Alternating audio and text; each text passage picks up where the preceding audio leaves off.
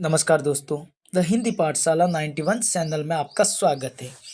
दोस्तों आज हम शुरू करने जा रहे हैं भाषा यानी भाषा से संबंधित एक एक बात को हम अच्छी तरह से समझेंगे।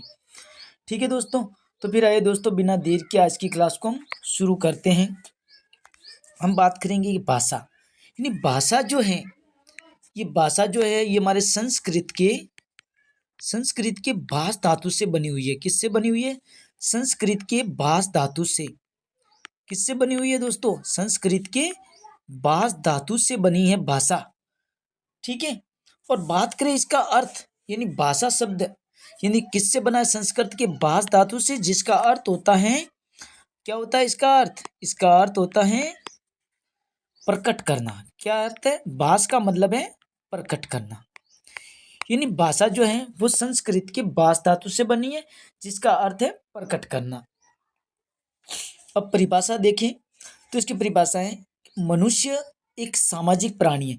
कैसा प्राणी है मनुष्य? मनुष्य एक है सामाजिक प्राणी, यानी वो समाज में रहता है, तो वह अपने मन के भाव और विचारों को प्रकट करने के लिए जिस माध्यम का प्रयोग करता है वह भाषा कहलाता है। यानी कि मनुष्य एक सामाजिक प्राणी है, वह समाज में निवास करता है, तो वह अपने मन और मन के भाव यानी मन के भाव और विचारों को प्रकट करने के लिए जिस माध्यम का प्रयोग करता है, यानी किस माध्यम से वो अपने भावों को प्रकट करता है, उस माध्यम को क्या कहते हैं? उस माध्यम को कहते हैं भाषा। यानी उस माध्यम को भाषा कहते हैं। अब देखिए दोस्तों आगे अगला पॉइंट है भाषा के माध्यम। जब उस माध्यम को भाषा कहते हैं तो भाषा के माध्यम, अब माध्यम कितने होते हैं, कौन कौन से माध्यम है और माध्यम क्या है? तो देखो दोस्तों, माध्यम है भाषा के माध्यम है तीन। कितने? तीन माध्यम। जिसमें बात करें हम पहला नंबर एक है बोलना। यानी भाषा हम बोलकर कह सकते हैं ना, अपने मन के विचारों को या भावों को उजागर कर सकते हैं बोलकर। ठीक है, पहला है बोलना। दूसरा दूसरा है लिखना, यानी हम लिखकर भी बता सकते हैं अपने भावों को। ठीक है। और तीसरा है संकेत के द्वारा। किसके द्वारा? संकेत के द्वारा। तीसरा, हम संकेत करके किसी को समझा सकते हैं। दोस्तों बोलकर किसी को अपने भाव या विचारों को बताना बहुत ही सरल रहता है। कैसा रहता है? सरल। यानी ये सबसे सरल है किसी को अपने विचार बताना, यानी बोलकर बताना एकदम सरल है। लेकिन लिखना जो है, अब लिखना सरल के साथ थोड़ा कठिन भी है। तो लिखना सरल व कठिन हुआ ना, यानी लिखकर बताना बोलने से थोड़ा कठिन हो गया। और तीसरा जो है वह संकेत, यानी संकेतों के द्वारा अपने विचारों को किसी तक पहुंचाना कैसा है? कठिन है।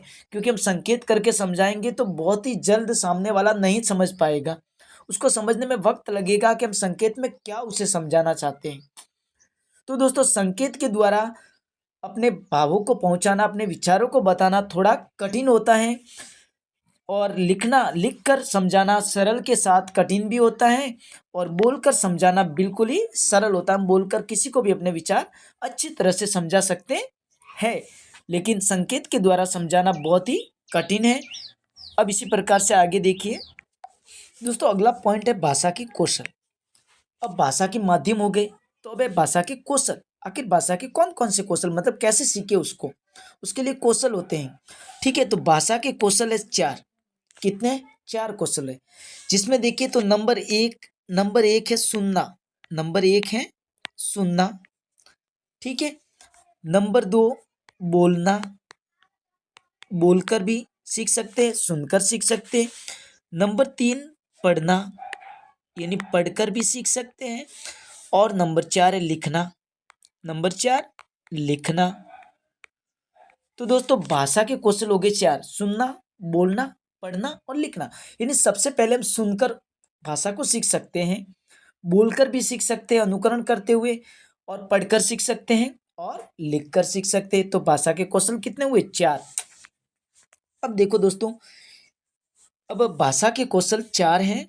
अब इन चार कौशलों को हमें याद कैसे रखना है? तो उसके लिए देखिए दोस्तों, इसको याद रखने के लिए आपको समझना है। हम हिंदी में इसको याद रख सकते हैं। कैसे? जैसे देखो हिंदी के अंदर इसको ऐसे याद रखना है। आपको याद रखना है शुभोपली। क्या याद रखना है? शुभोपली। ठीक है, शुभोपली। अब शुभोपलि यानी सु से बोल सुनना, ठीक है, सु मीन्स बोलना, सुनना, बोलना, पढ़ना और लिखना, ये हो गया शुभोपलि। इसी प्रकार से संस्कृत में भी होते हैं कौशल। तो संस्कृत में कैसे याद रखना है, संस्कृत में होता है सर्वपले। संस्कृत में क्या होता है, सर्वपले या सर्वणे। सर्वपले यानी देखो सर्वपले, अब सर्वपले का मतलब होता है स्र से श्रवण, व से वदन, प से पढ़ना यानी पठन और लेखन, ये चार हो गए। शुभोपलि यानी सुनना, बोलना, पढ़ना, लिखना। और संस्कृत में देखें तो श्रवण, वदन, पठन और लेखन। अंग्रेजी भाषा में देखिए दोस्तों, तो अंग्रेजी भाषा में होता है LSRW यानी लिसन, स्पीक, रीड और राइट। तो ये हो गया दोस्तों भाषा के कौशल। अब देखिए इसी प्रकार से आगे भाषा के बारे में विस्तार से और समझते हैं कि भाषा क्या है और कब बनी भाषा, कौन सी भाषा। अब दोस्तों भाषा यानी अब बात करें अपनी भाषा कौन सी, हिंदी। तो हिंदी भाषा का उद्भव एवं विकास, ठीक है। अब हम हिंदी भाषा के उद्भव एवं विकास की बात करेंगे। तो दोस्तों हिंदी भाषा जो है वो सबसे पहले देखो, भाषा सबसे पहले कौन सी थी, संस्कृत। कौन सी थी, संस्कृत थी। अब संस्कृत में भी देखो तो संस्कृत दो थी, जैसा कि आपको पता है, एक तो थी वैदिक संस्कृत, ठीक है, एक तो थी वैदिक संस्कृत और दूसरी जो थी वो थी लौकिक संस्कृत थी। कौन सी थी, लौकिक संस्कृत, ठीक है। अब वैदिक संस्कृत की बात करें हम, तो वैदिक संस्कृत थी 1500 ईसा पूर्व, 1500 ईस्वी पूर्व। और 1500 ईस्वी पूर्व से लेकर 1000 ईस्वी पूर्व तक का जो समय है वो अपने वैदिक संस्कृत का रहा है। इसी प्रकार से 1000 ईसा पूर्व से लेकर 500 ईसा पूर्व तक, 1000 ईसा पूर्व से लेकर 500 ईसा पूर्व तक का समय जो है वो किसका रहा, लौकिक संस्कृत का। पहले वैदिक संस्कृत थी जिसका समय 1500 ईसा पूर्व से 1000 ईसा पूर्व तक, उसके बाद आई लौकिक संस्कृत जिसका समय 1000 ईसा पूर्व से 500 ईसा पूर्व। दोस्तों लौकिक संस्कृत के बाद में आ गई पाली, पाली भाषा। तो पाली भाषा जो है, पाली भाषा का जो समय था वो था 500 ईसा पूर्व, 500 ईसा पूर्व से लेकर 500 ईसा पूर्व से लेकर 1 ईस्वी तक, 500 ईसा पूर्व से लेकर 1 ईस्वी तक। इसके बाद आती है प्राकृत, ठीक है, पाली के बाद आती है प्राकृत। तो प्राकृत का जो समय चक्र था वो था 1 ईस्वी से लेकर 500 ईस्वी तक, 1 ईस्वी से लेकर 500 ईस्वी तक, ठीक है दोस्तों। और उसके बाद आता है अपभ्रंश, यानी अपभ्रंश जो है, अपभ्रंश के बाद अपभ्रंश से बनी सौर सेनी, अपभ्रंश से बनी सौर सेनी, ठीक है। अपभ्रंश से किसका विकास हुआ, सौर सेनी का विकास हुआ। और सौर सेनी का जो समय था, अपभ्रंश को सौर सेनी भी कहते हैं, तो अपभ्रंश से सौर सेनी या अपभ्रंश या सौर सेनी, तो इसका समय चक्र 500 ईस्वी से लेकर 1000 ईस्वी तक, 500 ईस्वी से लेकर 1000 ईस्वी तक, ठीक है। और अपभ्रंश के बाद यानी सौर सेनी के बाद आ गई हिंदी, क्या आ गई, हिंदी।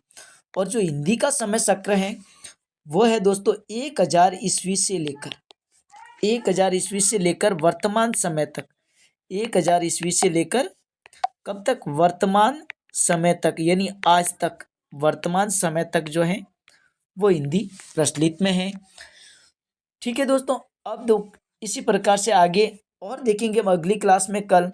दोस्तों हम आज की क्लास को यहीं पर पूर्ण करेंगे। तो दोस्तों हमारी वीडियो कैसी लगी आप हमें कमेंट करके ज़रूर बताएं और हमारे वीडियो को ज़्यादा से ज़्यादा लाइक करें, ज़्यादा से ज़्यादा शेयर करें। और अगर आप हमारे चैनल पे नए हैं तो हमारे चैनल को सब्सक्राइब करके हमें सपोर्ट ज़रूर करें। धन्यवाद।